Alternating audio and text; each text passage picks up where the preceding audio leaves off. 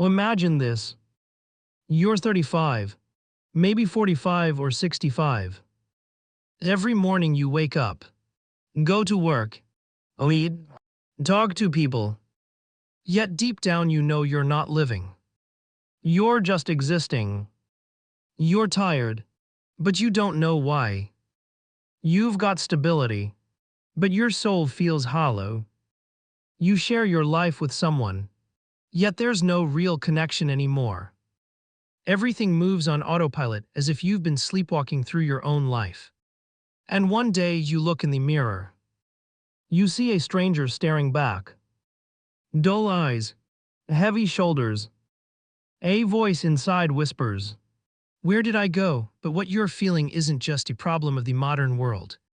Marcus Aurelius, the most powerful man alive, once wrote in Meditations how much trouble he avoids who does not look to see what his neighbor says or does. Seneca, one of Rome's wealthiest men, confessed he wrestled with anxiety, anger, and the sense that time was slipping away.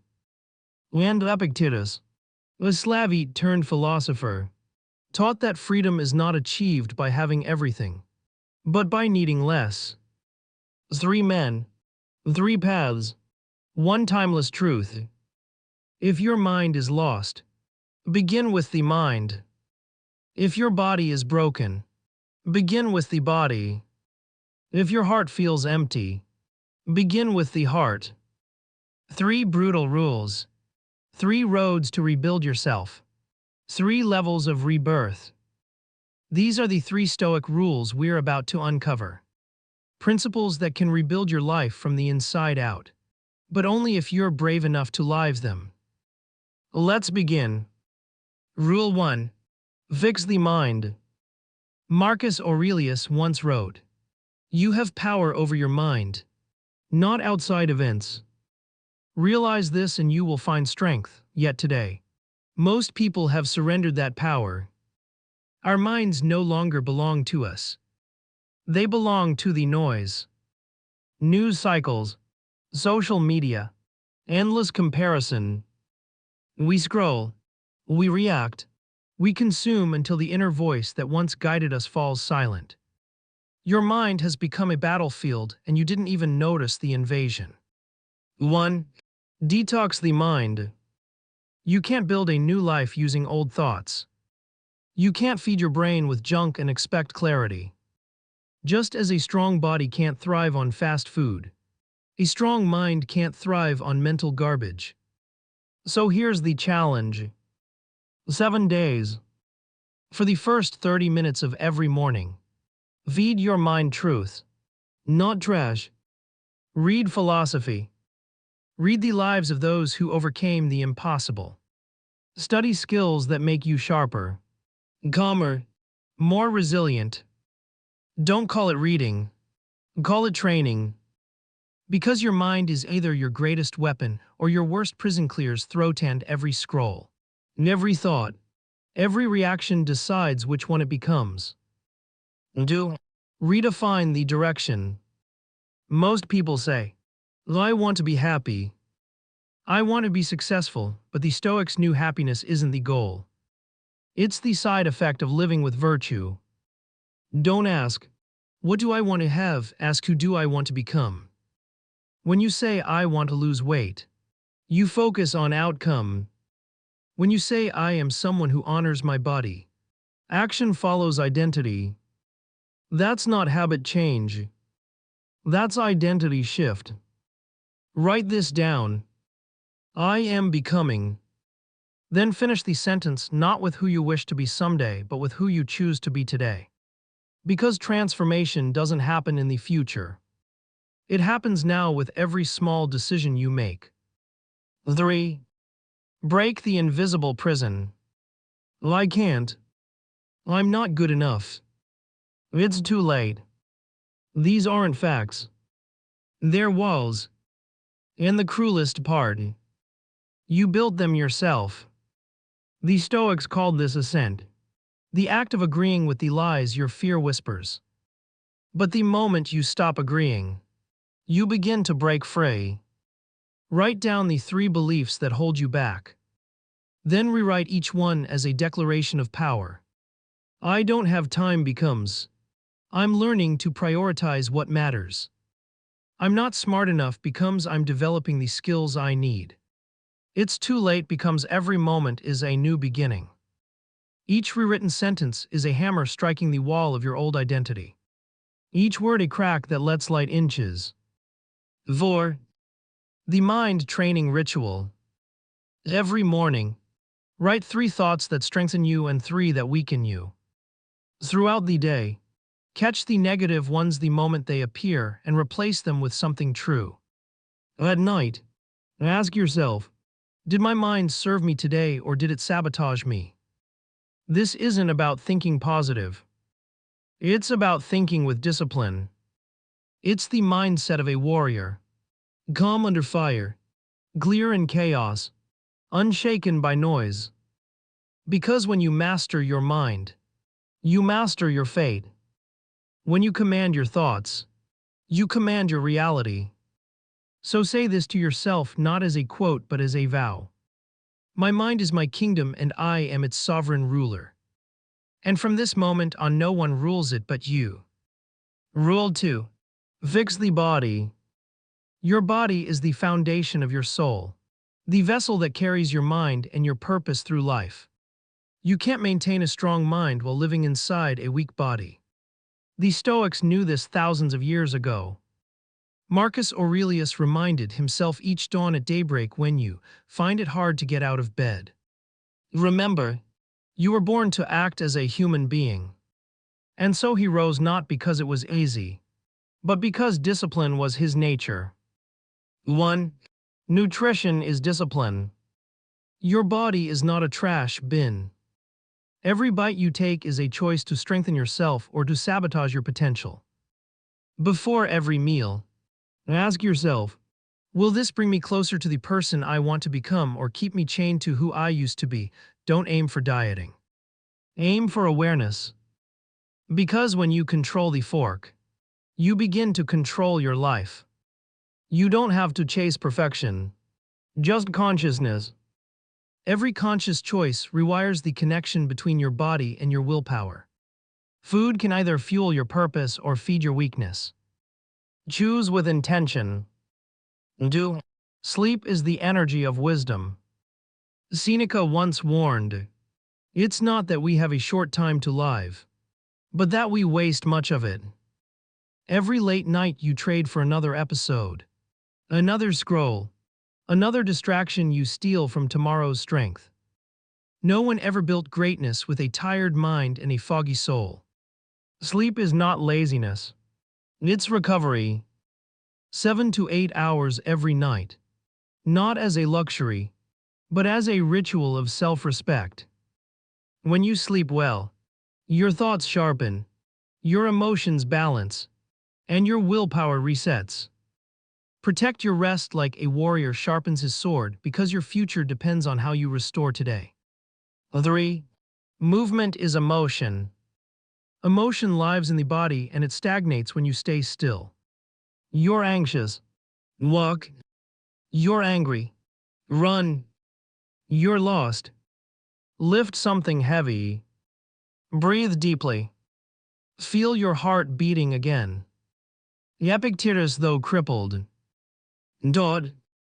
No great thing is created suddenly. So move daily even for 20 minutes. No gym needed. No expensive gear. Just discipline. Climb the stairs. Do squats. Stretch. Take cold showers. It's not the movement itself. It's the message you send to your own mind. I am still in command. Each act of movement, no matter how small, is a silent declaration of power. 4. The practice of voluntary discomfort. The Stoics had a sacred idea: voluntary discomfort, choosing hardship on purpose to grow stronger. Seneca would sleep on the floor just to remind himself he could live without luxury. Marcus trained his body in the chaos of war, not in the comfort of palaces. And you, every time you choose ease, you teach yourself to break promises. Every time you choose challenge, you teach yourself to trust your own strength. So start small. Drink one more glass of water. Take that cold shower. Run for 10 minutes. Eat vegetables instead of sugar. Tiny choices, massive transformation. Because every act of discomfort builds a quiet, unshakable faith in yourself. Write this down not as motivation but as devotion. My body is my temple and I am its loyal guardian. Now rise and act like it. Rule 3. Fix the heart. Have you ever felt empty? Even when life looks fine from the outside. That's not weakness. That's a silent signal your heart has gone numb. You built walls to protect yourself from pinches. But walls don't just keep out the hurt. They keep out the joy. Do? Marcus Aurelius wrote, "Be like the rock against which the waves break. It stands firm and the raging waters fall still around it." A strong heart is not the one that never feels pinches. It's the one that stays open even after being broken. Clears throat 1. Find your heart again. Sit still. No phone. No music. No distractions. Then ask yourself 3 questions. If I could not fail, how would I live? What am I pretending not to care about when deep down I care deeply? And when no one is watching, who am I really? Don't run from the answers that make your chest tighten. That trembling is proof you're still alive. Write down what you hear. Because those words aren't just thoughts. They're whispers from your soul, begging to be heard. You don't rediscover your heart by chasing pleasure. You rediscover it by listening to the silence beneath your noise. Do. Let go of the weight. Your heart carries too much luggage from the past. Anger, guilt, regret, fear, disappointment. Those things aren't you. They're just stories you've been replaying for too long. Epictetus once said, "It's not what happens to you that hurts, but how you react to it." So tonight and for the next 30 nights, write one thing you forgive. Forgive a person. Forgive yourself. Not because they deserve peace, but because you do. When you let go, you don't become weak. You become weightless. Forgiveness isn't surrender. It's liberation. It's the art of putting down the chains you were never meant to carry. 3. Live with purpose. A heart without direction will always wander in darkness. The Stoics called it sympathia, the idea that every soul is connected to every other. Marcus wrote, "What harms the hive harms the bee." You were never meant to live just for yourself. The heart beats to serve, to give, to connect. Purpose is not something you find. Purpose is something you create through action. So pay attention. When do you feel most alive? When you help someone. When you create. When you teach, share, or love. Those moments are clues. The compass of your heart pointing you home. Start small. Help one person. Create one act of kindness. Don't wait for perfection. Start with sincerity. Because a heart that gives never runs empty. It expands. It overflows. It becomes unbreakable. Write this down and mean it. My heart doesn't just beat to live. It beats to love, to serve, and to connect. And when you live that truth, your heart will never go numb again. Now that you understand the essence of the 3 principles, the question is, are they connected? These 3 rules do not stand alone. They form a circle of rebirth. When you fix your mind, you give direction to your body. When you train your body, you build strength for your heart. And when you open your heart, you fuel the fire that keeps your mind alive. The mind is your compass, the body, your vessel, the heart, your flame. If one collapses, the journey falls apart. But when all three move in harmony, you become unstoppable. Marcus battled anxiety. Seneca doubted himself. Epictetus lost his freedom yet found inner peace. None of them were perfect. They were simply relentless. Each day, one choice, one step forward, and that was enough to change history. You don't need to be flawless. You just need to show up every single day and stay loyal to your path. Let me tell you a story. A few years ago, a man named James hit rock bottom, burned out at work, disconnected from his family, drowning in self-doubt. One morning, he decided to rebuild himself the Stoic way. He began by fixing his mind 30 minutes of reading Marcus Aurelius instead of scrolling. Then his body cold showers, daily runs, disciplined sleep. Finally, his heart forgiving his father, volunteering at a shelter, learning to love through service. Months later, his life didn't just change. His energy did. He stopped chasing happiness and started embodying it. He became calm, grounded, unshakable. That is the power of the three Stoic rules, not as philosophy, but as daily practice. Because transformation isn't about perfection. It's about alignment. Mind, body, heart. When they move as one, nothing can break you. Conclusion. Fix your mind and you'll fix your life. Train your body and you'll free your soul. Heal your heart and you'll never lose your way again. You were not born merely to survive. You were born to awaken. The world doesn't need another copy. It needs you. The raw, honest, powerful, unbreakable version of you. And once you begin this path, you'll realize something profound.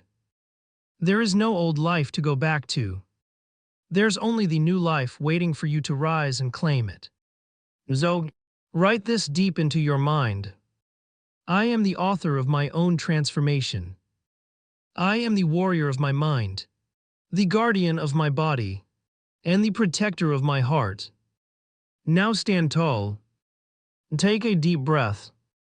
Feel that quiet fire inside you and take your first step. Not tomorrow, not someday now. Your journey doesn't begin when life gets easier. It begins when you decide you're ready to grow stronger. And if this message speaks to you, don't just watch it, live it. Share it with someone who needs to wake up. Do. Leave a mark, not just a view. Hit like if this reminded you of your own strength. Subscribe so we can walk this Stoic path together every week. And in the comments, write just one sentence, a promise to yourself. I begin my transformation today because you can. Because you must. Because the world is waiting for the awakened you. Thank you for watching.